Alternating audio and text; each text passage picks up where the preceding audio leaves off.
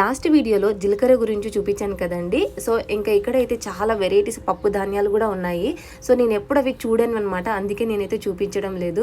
So ఇంకా ఇంకో విషయం ఏంటంటే ఇక్కడ ఇప్పుడైతే జీలకర్ర రేటు చాలా తగ్గిపోయిందంట. కిలో వచ్చేసి 200 నుంచి స్టార్ట్ ఉందంట. దాంట్లో క్వాలిటీస్ కూడా చాలా వెరైటీస్ అయితే ఉన్నాయంట. ఆయననైతే ఇప్పుడైతే బంద్ ఉంది కదా మేడం, మీరు నార్మల్ డేస్లో రండి మేము చూపిస్తాము అనేసి అన్నారు.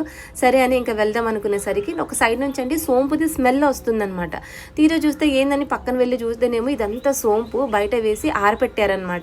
సో నేను తినేసరికి ఎంత మంచిగా ఉందంటే భలే తీయగా ఉందండి. అసలు నాకైతే బాగా ఆశ్చర్యం అనిపించింది. ఎందుకంటే మన లైఫ్లో ఏదో షాప్లో వెళ్ళి కొనుక్కోవడమే తప్ప ఇలాంటి మార్కెట్కి అయితే ఎప్పుడు వెళ్ళలేదు కదా. సో అది అనమాట. నార్మల్గా అయితే మనము ఆవాలు నల్లవి చూసుంటాం కదా. సో ఇక్కడ అయితే పచ్చ ఆవాలు కూడా ఉంటాయి. ఇవి పచ్చళ్ళకి ఎక్కువగా వాడతారంట. సో నేనైతే ఫస్ట్ టైము, మీరు ఎప్పుడైనా ఆ పచ్చ ఆవాల గురించి విన్నారో లేదో అనేది కామెంట్ చేయండి.